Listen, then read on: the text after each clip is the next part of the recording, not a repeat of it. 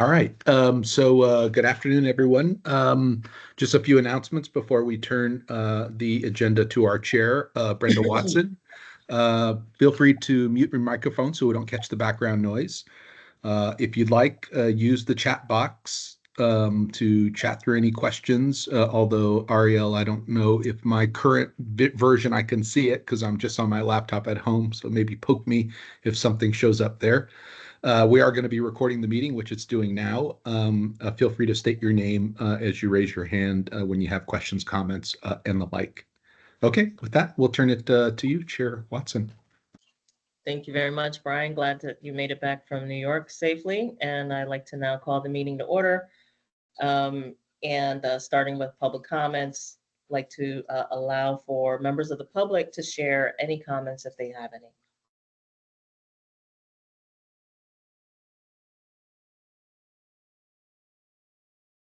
All right, hearing none, we'd like to go ahead and move on to the approval of the minutes. We sent you all the minutes of the July 22nd meeting. I'd like to entertain a motion to approve the minutes. I move to approve the minutes of the July meeting. John Harity. Thank you, John. Is there a second? I'll second. It's John Biglione. Thank you, John. All those in favor, say aye. Aye. Aye. Aye. Any nays?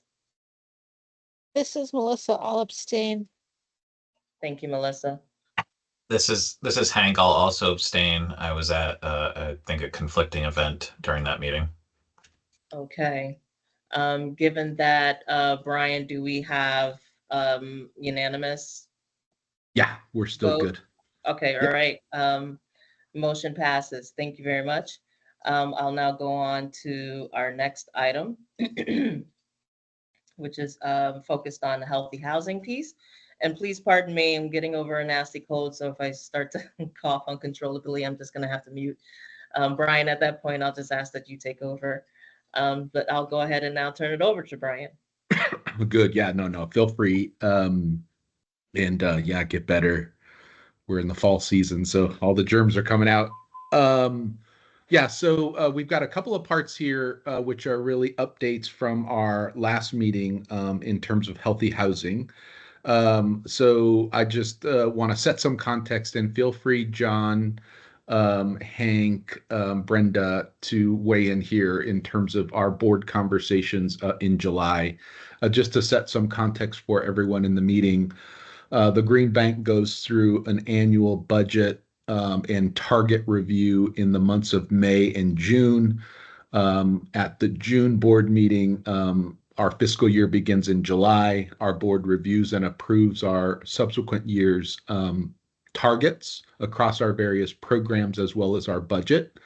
Then we come back in July and make red line modifications to our comprehensive plan, which is a document required by statute that we have to have to guide our direction. So as part of our July discussions coming out of our July meeting of the Joint Committee, we presented the recommendation coming from the Joint Committee to the Green Bank Board for the inclusion of the goal statement on affordable rental housing. The board of the Green Bank had an enthusiastic conversation around this. We have been working really hard over the last year to put in place with our fellow agencies, DEEP, Department of Housing, Connecticut Housing Finance Authority, even a federal agency, HUD, working with PURA to get residential solar and energy storage incentive programs kind of where they need to be to support multifamily affordable housing. So it's been on the minds of our board and our staff for some time, and it was good to have this joint committee resolution with our colleagues at the utilities who administer the CL&M, with the Energy Efficiency Board and DEEP to provide a framework for how we would work towards coordinating our incentive financing programs, both in state and federally, to make sure we're delivering the benefits to these hard to reach market segments. So we recommended to the board of the Connecticut Green Bank that our comprehensive plan include the recommendation from the joint committee, which you see there on the right. We have two elements within our comp plan that deal with the joint committee. The first is a principal statement of the joint committee, which some might recall back in probably 2017-ish, under the chair leadership of then Eric Brown, who was the chair of the joint committee. We recommended that joint statement there. So that's been in our comp plan, and we'll hear from our teams later in terms of how they're coordinating various programs. But right underneath that, in that second orange box, is the recommendation for the resolution that came out of our July 22nd meeting. Let me stop there and see if any of the Green Bank members of the board want to provide any comments, context on that recommendation. Yeah, and this is John. I'm fine with it. I'm just happy that we're pursuing this this particular line of trying to get equitable power for rentals. It's a hard market to crack for what we're doing, and so I'm glad that we have an approach for it. Excellent. Yeah, and as we talked, the passage of Section 2 in Public Act 2148 really gave us the ability to include multifamily affordable housing within the context of the Residential Renewable Energy Solutions Program, where historically multifamily had been treated as a commercial property, but the passage of this component of the act led by Senator Lopes really provides a foundation and hopefully will propel us forward as we're looking to reduce energy burden, increase energy security for those who live and reside in multifamily affordable housing. So the board was, enthusiastic voting towards its inclusion. So Brian, do you have any idea of how quickly we might be able to start seeing some multifamily landlords maybe start enrolling in the program or start taking advantage of the program? Or is that happening now? Great question. We're in a few sections here on our agenda, we'll have Mackie Dykes provide an overview kind of on one program area where we're really digging in and working towards ensuring that we're delivering all clean energy solutions. So we'll save that for Mackie, and he can give context. He did it at a recent staff meeting. I was super excited to hear the progress. So yeah, it's happening, and we'll get an update. That's excellent. Thank you. All right. Are there any other comments or questions from members of the joint committee or in general? Hi, this is Melissa. I wasn't at the last meeting. And I think that we still have to vote on this at the EEB. I guess I have some questions about how, obviously working together is a great idea. I have some questions about how it would look in practice, or I'm assuming it'd be like we would be able to refer people from the programs to potentially like Project Sunbridge or something like that. And I'm wondering if there's any cost sharing or anything that needs to happen in terms of administration, or has any of that been thought through? Let me say this. I think there are going to be a lot of different ways that this gets implemented, and we're only beginning. I think the recognition of the importance of this market and the policy context that's been set is a foundation under which our programs now have guidance to be working towards these ends. I think as we go through an example today of one program, that these sorts of questions, not necessarily cost share, but Mackie, I guess we can talk about kind of administrative costs in terms of how we think about that in our programs. But as we think about multiple programs to serve this segment of the market. I think there will emerge between us and our utility colleagues as we implement, our various incentive and financing programs, how this is going to play out. It's not going to play out in one program, is my guess. We're probably going to have multiple pathways in ultimately. And today we're going to talk about one pathway. But we've got to work towards figuring out as many as we can so we can deliver maximum benefit.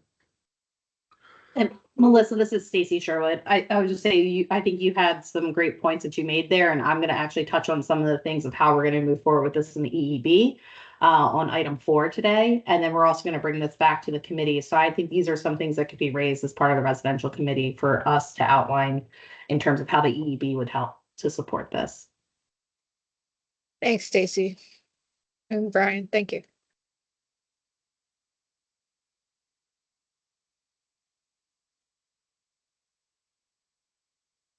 All right, so let's see.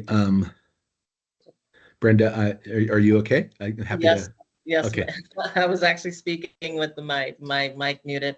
All right, moving on to agenda item number 4B. I'd like to turn it over to, would that be Steve Bruno? Nope, it's me. We're going to give Steve the next time to walk through the planet. All right, great. Thank you, Stacy. So actually, this is exactly what I was alluding to here, Melissa. So I want to just talk about the status of the EEB's adoption of resolution number 2, which I also included here on the page on the right-hand side. So this was brought up in a motion at the Joint Committee in July, and we brought it before the EEB at the August meeting. As part of that, the EEB asked that we actually expand the scope, because as written, it's really focused on residential, but we'd also like to explore how we can expand this into the C&I sector as well. So what came out of the EEB meeting was a request to have this taken down to the committee levels, the residential and C&I committee meetings in the month of October, to have us discuss what it is that we would like to achieve under this resolution, how may we measure that we're actually making an effort towards achieving this goal, and what we'd like to get out of it. And so that's going to be discussed at the October meetings in 2 weeks. And then the goal would be, if it's fully flushed through, we feel like at the committee levels, to bring it back up to a board vote in November to have us adopt it. Now, that said, we understand that the timeline for the CNLM plan itself has a November 1 filing, which would be before the EEB vote. However, we do want to include an element of this resolution in the current plan. And to do that, we're going to be proposing a performance management incentive metric, or a PMI, that kind of pushes us towards looking at how we can better coordinate opportunities of renewables, batteries with weatherization and heat pumps and the energy efficiency programs. And we're currently working on language with the companies that would be adopted as part of the October EEB vote on the plan itself. So while we have not adopted the resolution in total, it's not that we are not doing that. We just want to make sure that we're really thoughtful in how we're adopting this, and properly outline the steps that we need to be taking to do so. Any questions? Thank you for that, Stacy. I do, like, off topic here, would like to get invitations to those meetings. I haven't been paying close attention to when the EEB meets, largely because I'm not on the listserv. So if there's any way you can add me to that, I would appreciate it. Yep. I'd like to support those meetings and start attending. No problem. I will have Jim add you. Excellent. Thank you very much. Yes. So Steve, in a little bit, will go over what's happening with the CNLM plan itself, but I did want to highlight a couple meetings that DEEP has put out, either save the dates or actual notices for, to let people know. So on October 4th, there will be a Contractor Technical Advisory Committee meeting, or a CTAC meeting, on the redesign of the HES and HES-IE programs that the companies have been working on over the last year plus, with the vendors, in order to address some savings changes that came out of evaluation reports on the program. That these changes will be adopted in April of next year. And so the contractors have requested a meeting to discuss some of these elements at the CTAC meeting, and I believe it's at 1 o'clock on October 4th. On October 17th, Deep will be holding a technical meeting on the budget optimization plan. This is something that came out of the Deep determination on the 2024 plan update as a way to better review the budget process. If we're overspending or underspending, when should we be making some changes to the programs to better spend the dollars and to end up on budget at the end of the year? So the companies will be providing a presentation on that on October 17th, and that starts at 10 a.m. in the morning and will run till 4 p.m. And then on the 2025-2027 CNLM plan, Deep's also holding a technical conference on November 21st to allow for additional public comments on the plan that's filed on November 1, 2024. While Deep is hosting that last technical meeting there, we have been hosting as the EEB public input sessions on the plan itself.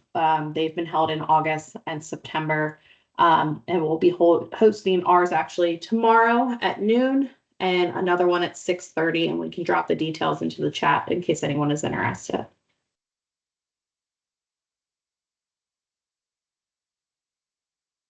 All right. I didn't want to step on Steve's toes, so I didn't go into too much detail on the plan. Got it. Thank you. All right. We're going to move on to the next item. Yeah, so the next item we thought we would do is to give an example of some activity, and I'm going to turn it to Mackie Dykes to give us an example of something that we're working on. Mackie. Great, thanks, Brian.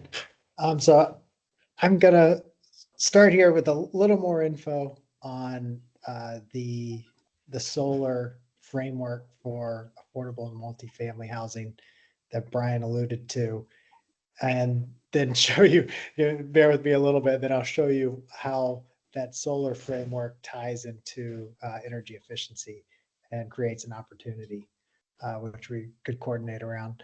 So as Brian mentioned, there were some changes made legislatively a few years ago that qualified affordable multifamily as residential as opposed to non-residential for purposes of the state's solar incentive programs. That's a big change in terms of the actual ability to do projects in the sector, because at its simplest, it provides a higher incentive to make these projects happen. Right now, it's just over 37 cents a kilowatt hour that the solar is compensated for versus roughly around 20 cents under the non-residential program.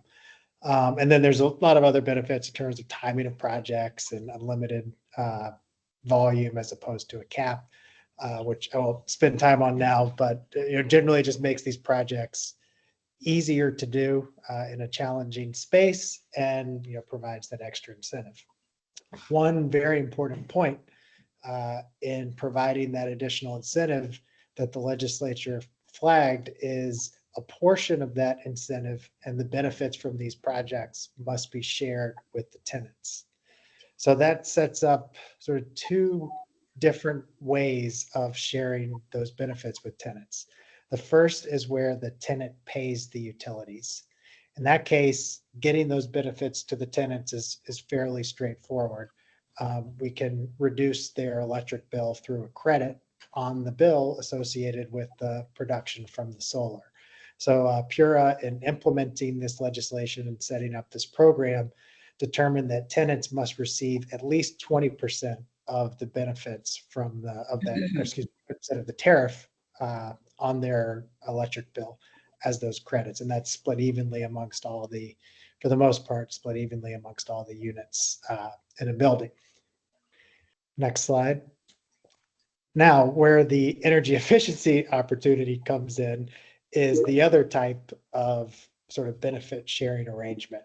And that's where the owner pays the utilities. That could be either a master metered property where you have just one electric bill, one meter for the entire property, or in the case where each unit does have its own meter and its own electric bill, but the property owner pays those bills.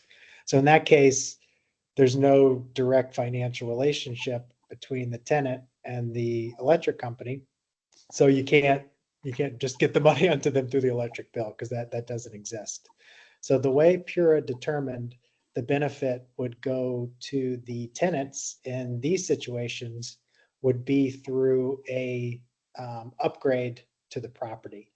And the value of that upgrade must be at least 25% of the net present value of the tariff. So you've got 20 years of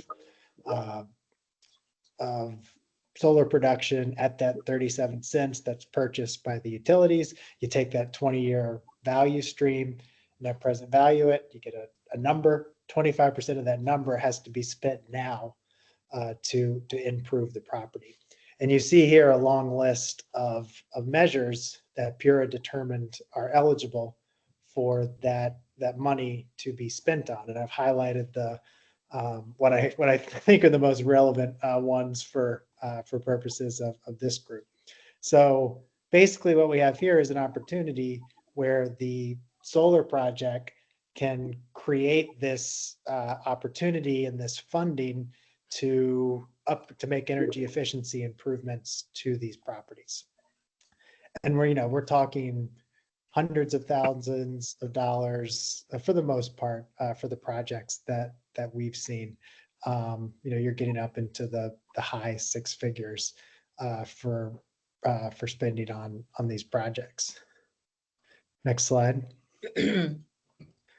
So what the Green Bank is doing to help move this opportunity forward is we've developed both a financing product and a private sort of technical assistance program to go along with delivering this financial product. So we, on the solar side, help property owners identify if they have an opportunity, making sure the building is suitable for solar and storage. And then if there isn't, helping them to develop that project. So we're selecting contractors, we're accessing all the federal and state incentives, and we are in that contractor selection process, we're bundling together multiple projects and RFPing them to hopefully get economies of scale and cheaper pricing for these. And can I pause for a minute to address yes, Bernie's question in the chat? What is meant by tariff? Is it 20% of the income from solar in year one or over lifetime? It's 20% of essentially every year. So every month that solar will produce a certain amount of kilowatt hours that will be purchased at 37 cents. That'll essentially create a pie of funds.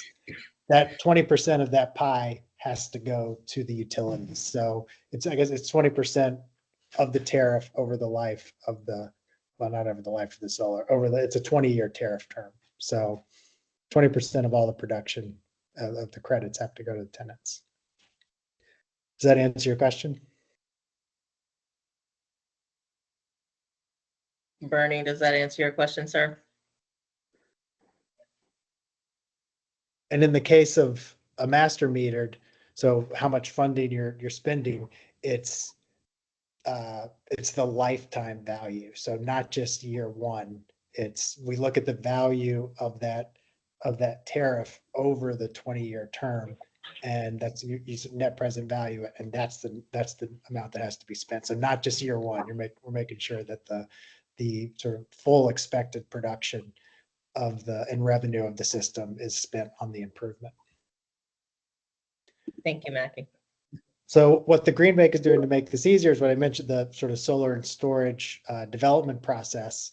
And then in cases where it is a master metered property and the improvement can be made, we are providing that funding. So let's say it's that 25% value of the revenue stream is $700,000.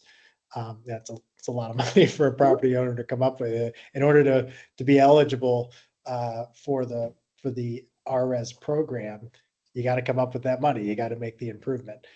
So the Green Bank, through this solar and storage lease, will provide that upfront funding for the measure, and then we're paid back from the production from the solar.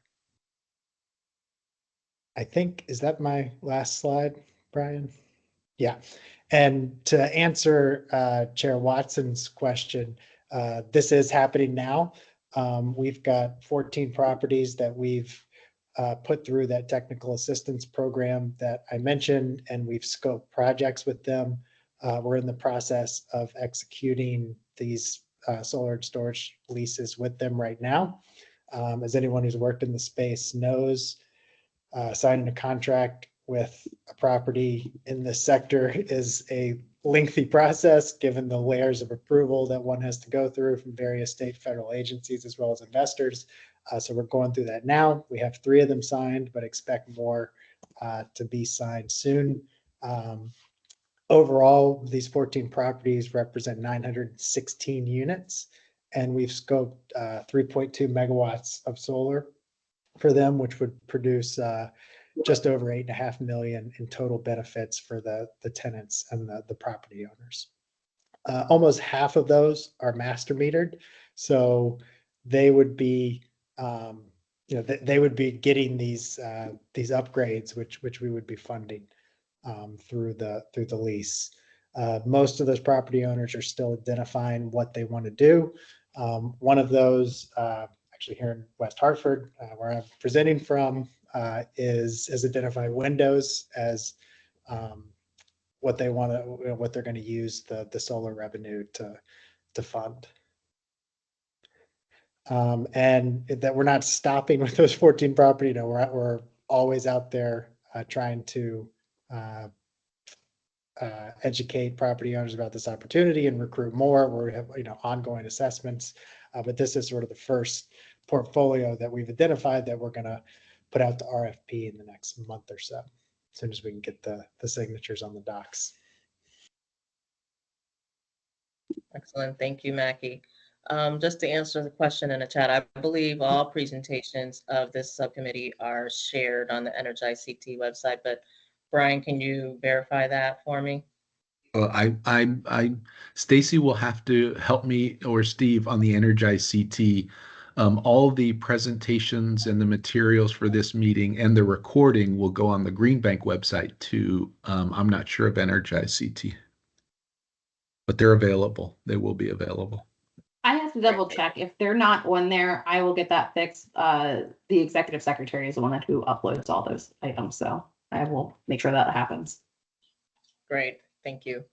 The other question from Richard notes, if the Green Bank owns and maintains and is also paid by the production of solar, then how does the tenants receive credits on their electric bill from production? So that's a good question. The utilities are in charge of divvying up the revenue from the system. So in cases where the tenants are receiving credits in their electric bill, so it's a tenant paid utility property, then the utilities would just, they have a meter that is on the solar, which is monitoring how much production happens on a monthly basis. So they'll have that data, and then they have the account numbers of folks on the property, and they'll take 20% of that production and the associated credits and allocate it amongst or it could be more in some cases, especially for some of the federal adders, you have to share more. So whatever percentage has been designated by the system owner to go to the tenants, the utilities will allocate that across all the bills. The property owner, the Green Bank as the owner of the system gets a percentage of the remaining piece of the remaining pie. So 80% is left, and we take a portion of that, and then the rest, and that's just a check that's written to us quarterly. And then the remaining percentage goes to an electric bill, sort of a common area meter, some electric bill that's in the property owner's name. They'll get the credits on that. I see Bernie's question. What happens if the apartment is vacant? It's a good one. We've asked the utilities the same thing. I think they're still working through that. This is a very new program. I don't believe there's a single system online yet. They've got a few applications, but none that are actually built and producing. So I think that's something they're dealing with now. From what I've heard, if it's vacant, then, well, if they know, if the utilities are aware of the fact that that electric account has been shut down, then that's just one less unit to divvy up the, the 20% tenant portion by. So the occupied units would get a little more because there's essentially less units to distribute the tenant portion to. All right. Thank you, Mackie. Are there any other questions for Mackie on this piece? Okay. Great work, everyone. Thank you for that. That's wonderful. It's going to be significant for folks who are living in multifamily buildings, especially the landlords who have been, challenged with incentives. So this is wonderful. And I'm sorry to interrupt, but just to that point, to give you a sense, we've sort of looked across the 14 projects I've mentioned, and you're looking at somewhere between a $10 to $50 bill credit, depending on the size of the system and how many units. So, in many cases, that's real money, right? I mean, as we've talked about relief, as the legislature and the governor were talking about relief, a month or so, electric bill relief for those huge spikes. That's kind of the scope. And I don't think they were even talking about $50 a month. I mean, in some cases it was like 20. So, it's a real relief on those bills. It's real relief, but to see that one of the benefits would also include mental health and social services is just, that's life-changing for many people who are struggling with just day-to-day issues. So I want to thank you all for thinking intentionally about how to help people on a whole basis and not just with bills in general. So nice work. Thank you very much. Bravo to everyone. Moving on to agenda number 5, I'm going to turn it over. Am I correct in saying Steve Bruno this time? Yes, you got it. Thank you. Okay. Hello, everyone. Steve Bruno, Eversource. I'll go through a couple slides here on the plan update. This first one is the timeline. Currently, I would hope we're in the final stretch, the section over to the right, September to October, working on final drafts. There's a public input session tomorrow, actually 2 of them tomorrow, one in the afternoon at 12 o'clock and one in the evening at 6 o'clock.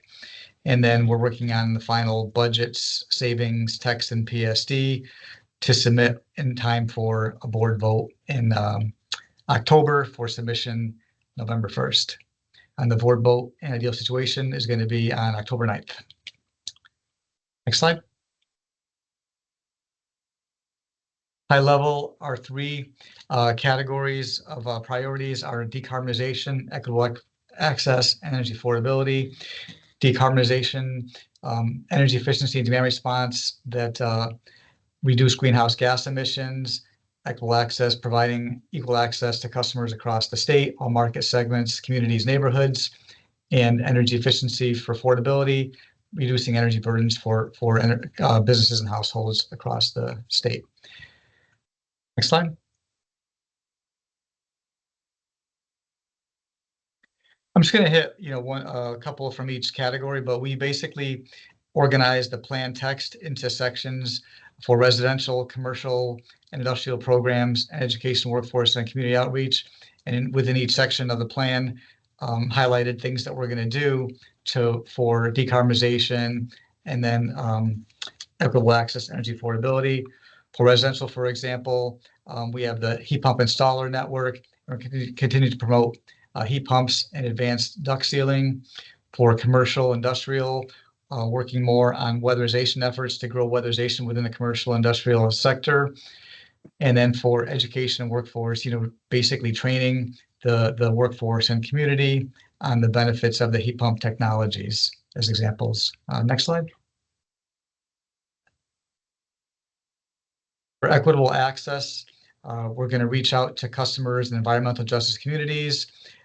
For C&I, the examples include micro businesses and nonprofits. And then for the education workforce community, reach customers in the environmental justice communities through the community partnership initiation application process as example. And as I mentioned, these slides will be available for others to look at, so I won't read through all the bullet points, but essentially providing access to all of our programs across the state in sectors. Next slide.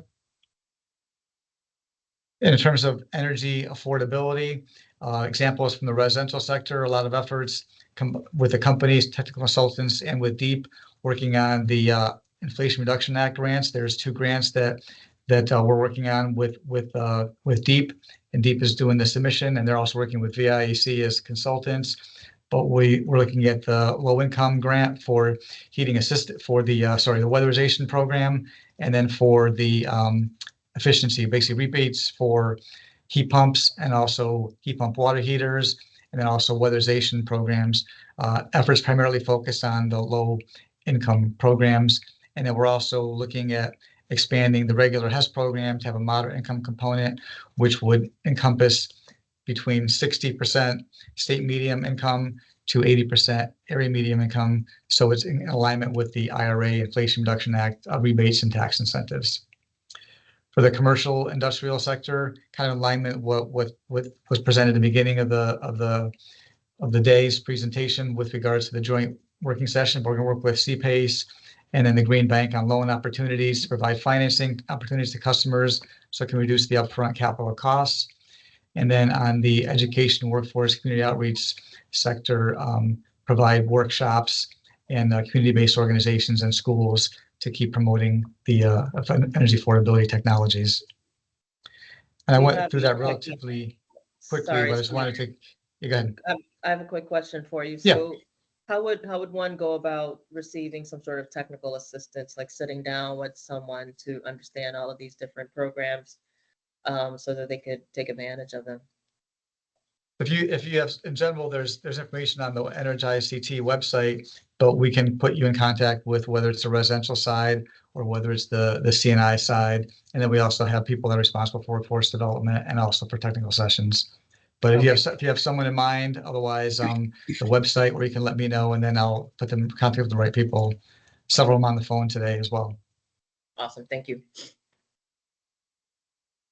As a high level, Brian, just in closing, I think the 3-year budgets are over $700 million for 25 to 27 for electric and natural gas companies, and the benefits, I think, subject to check, around $3.4 for every savings for every dollar invested. So it's looking really good. We're using the new Synapse Avoided Energy Supply Cost Study, and provides a lot more benefits of cost savings with the increase in pricing of fuel, et cetera. So the energy efficiency programs are going to be well worth the investment from customer perspective.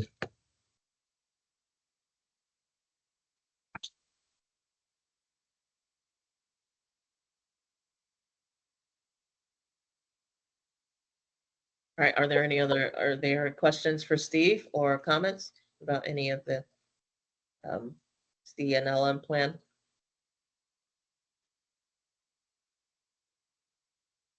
All right, I'm going to move on. Thank you. So agenda 6A and B, I believe we're going to turn that over to Mackie and Steve again.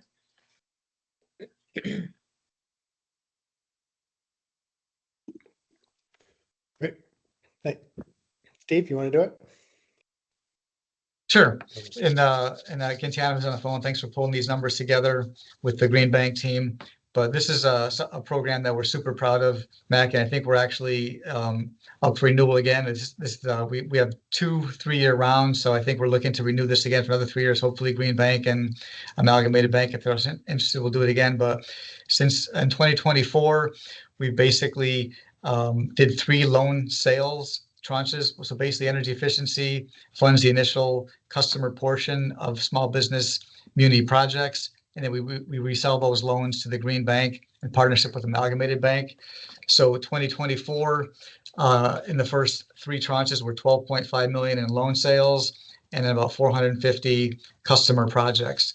But since inception back to 2018, 7,600 loans, close to $110 million in loans that were basically closed with customers and then in turn purchased by the Green Bank. And the outstanding amount of those loans, $110 million, as of today, is about $25.8 million. So this is something that we're really, really happy with. We're trying to do a lot of changes in the small business program over the next 3-year plan to help continue and spur that investment activity. We've been doing things with micro businesses, and we're looking at lots of different opportunities to help grow this program.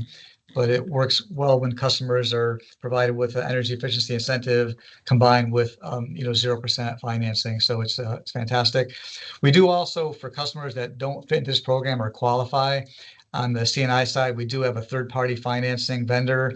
I mentioned their name in the slide here, but we don't really see much traction through that program. Participation is very low, so we're really pleased with this program. And Mackie, I'm hoping that you're going to renew this again.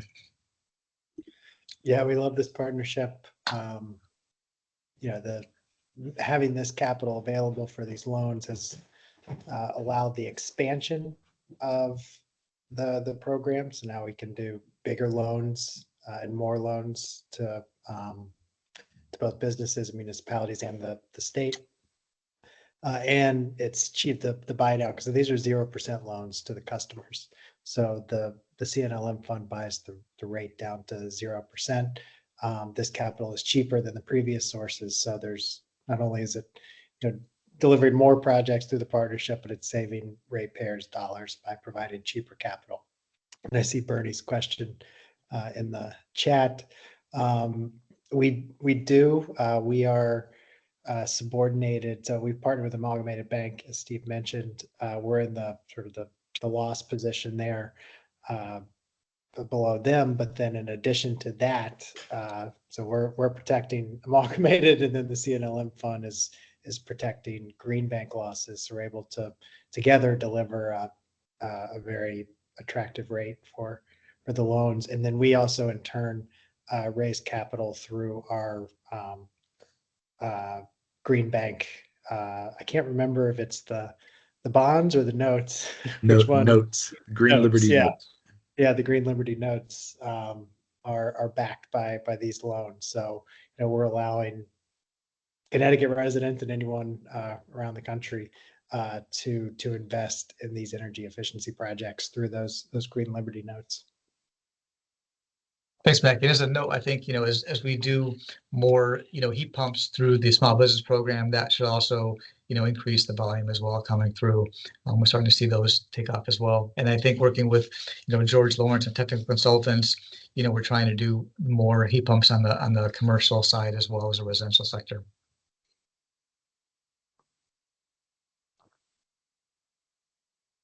Great. Thanks. Next slide.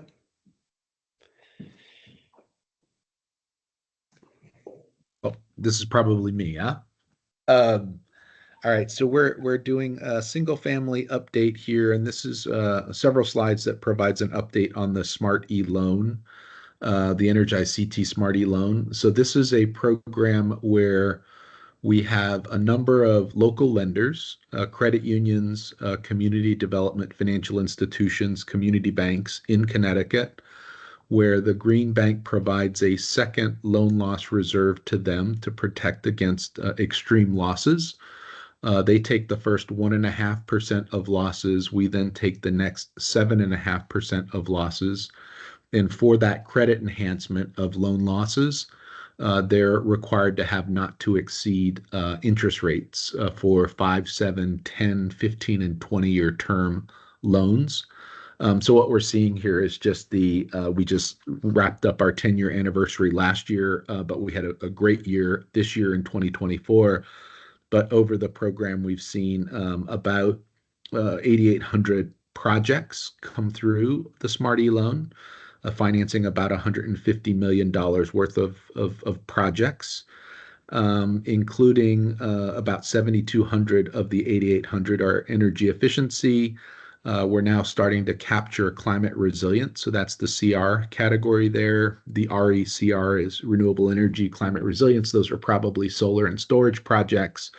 So this is just the performance of the Smart E over its 11-year cycle. As I was noting, we had a good year last year, nearly 1,300 projects, $33 million of investment. We're seeing a lot more solar come into the Smart E loan because interest rates have risen as we're seeing. We're starting to see the Fed begin to lower the interest rate. But because of the not to exceed rates, our local contractors have seen the Smart E-loan as a better option for their customers. So we're starting to see people use local lenders for solar PV. We did lose a large lending partner last year, but we still had a good year, so that's good. We want to make sure we have a resilient program that is able to manage the ebbs and flows with our funding partners. You know, they all do these things for different reasons, and those interest rates floating up and down really hits them hard in terms of their returns. We've also piloted a bridge loan for solar projects where we are trying to pay for the investment tax credit upfront, and then allowing the relief of the principal for those tax credits once the homeowner receives them, to then pay down the loan and effectively lower their loan payments later. And then we spent a lot of time this year working with DEEP, SAFER, which is the state agencies for resilience, a lot of different state agencies who are working together to identify a number of different things, but they helped us identify residential measures. So we've been launching those resilience measures as part of Smart E, so that it's not only just a clean energy financing project now, but also an environmental infrastructure program focusing on resilience. So yeah, we want to continue to grow the Smart E. We're working on some technology things on the back end, just to support the contractor, point of sale, as our, contractors that are doing energy efficiency at homes, making sure that process is really simple for the customer and the contractor. We want to work to develop tools there to simplify workflows. Adding new measures, we're going to consistently do this with our agency partners to make sure we're supporting the public policy objectives of the state. Waste is an area that we're looking at. Wells, dams. There are, believe it or not, homeowners who have to own and maintain dams in Connecticut. So we're working to, at some point, allow for the financing of the updates and renovations of those dams. And then, of course, continuing to grow the number of lenders in the program. Community lenders are really important. They're at the front lines of providing the capital to our families and businesses. So we want to enable them to do that. And we've been working really closely with our Department of Banking Commissioner, who is an expert in the Community Reinvestment Act, which is making sure that these FDIC insured financial institutions are investing in less than 80% area median income census tract communities. So lots of good stuff as Smarty moves towards its second decade in terms of expanding its capabilities. Our team has a lot of fun with this program. We provide a second loss, as I noted, so we see about $150 million of loans. We've had to, knock on wood, pay only $75,000 in losses. So in this case, we're really teaching the fishermen to fish and let them off and go and fish. And we're not putting much resources into the losses because the customers are paying for it. So it's good program, way to use private money to support our policy objectives. I think that's my last slide. Thank you, Happy to Brian. come back to questions. Yeah, we have a question from Stephen. Yeah, just Brian, thanks. Just a quick note. There was a legislative mandated program in Connecticut, the Connecticut heating loan, that was administered by both Eversource and Avangrid. That program was legislatively mandated starting back in like 2014, and it was primarily used when there was the push for gas conversions, natural gas conversions. But as that kind of went away, a lot of the contractors used it for heat pumps, but that program is set to expire December of this year. So that's going to further increase your activity, Brian, which is good news for the Smarty loan. So I think we were roughly in the neighborhood of, like, for Eversource last year, like $20 million a year in loans going through that program. And those customers would typically get a portion of the loan from the heating loan and then go to Smarty afterwards. So now those customers will move over into Smarty loan we're anticipating next year. So we're hoping that your volume will pick up those customers, that customer demand. Very cool. Thank you for that. Brian, there was a question in the chat regarding sunsetting of fossil fuels for EE measures and the Smarty loan. The Smarty loan, in terms of the measures, forgive me, I'm not as proficient as I probably should be, but I would assume that in the case a homeowner is financing improvements, that the old system is being replaced with a more efficient system. The choice in terms of what they're using is in their hands. This is a private capital product, but it would go towards a more efficient system as opposed to maintaining the inefficient system.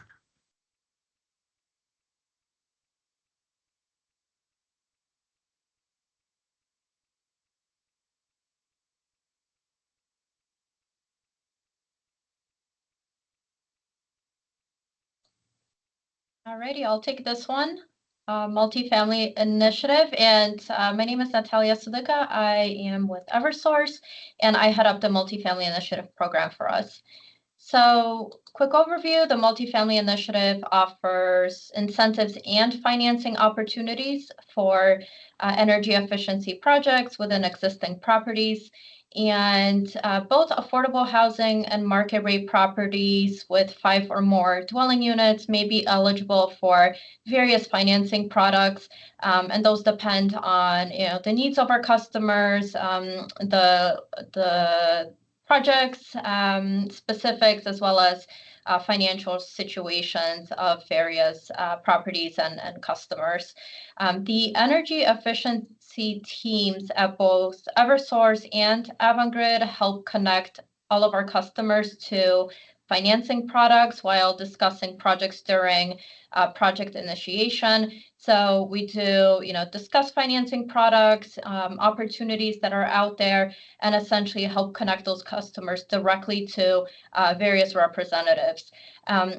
During the time of letters of agreement for any of our energy efficiency projects, we do include financing information and a link to view all available products on our website, so that it is a sort of like a one-stop shop for customers to explore all of the opportunities at the same time. And then our teams also utilize other marketing efforts to help customers identify any financing opportunities for customers. So those could include handouts that we have listing the various financing opportunities and contact information, so that, again, making it as easy as possible for customers to help identify who the direct contact or representatives would be, and help them actually reach out to them. So we do provide a lot of that detailed information. And then, of course, our Energize Connecticut website also has a lot more of a detailed form outlining the various products, how to apply, who to reach out to, and things of that nature. This year alone, in 2024, we have seen a pretty low financing participation across the board for both companies, Eversource and Avangrid. On the Eversource side, I can speak to our numbers. We've actually only seen one financing project come through. And I'm not sure on the Avangrid side for this year what it was, but overall on the multifamily side, pretty low participation. So it looks like customers haven't been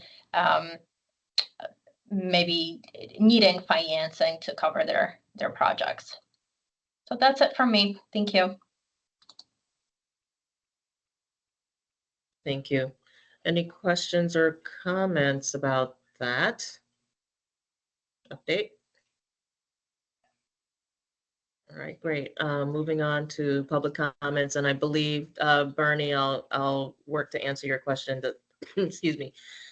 Does the Smarty need to expand to absorb the heat loans that will likely move over per Steve's comment, i.e., does it off a high enough loan amount?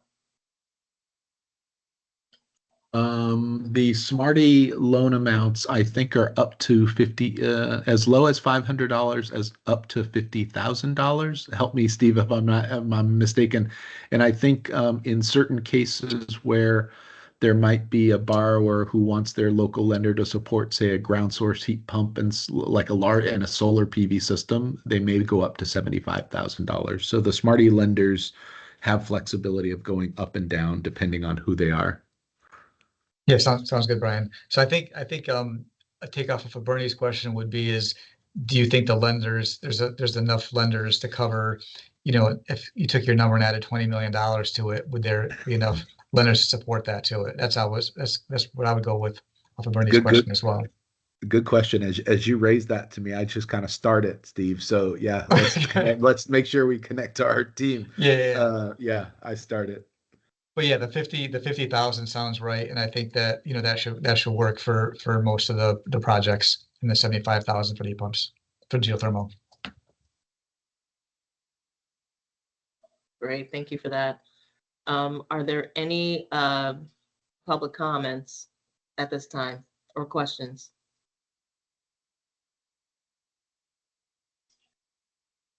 Okay, hearing none and seeing none in the chat, I'd like to go ahead and move to adjourn.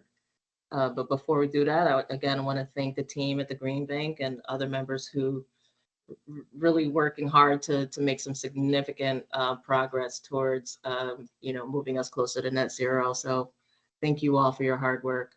We'll see you next time. Get better, Brenda. Thank you.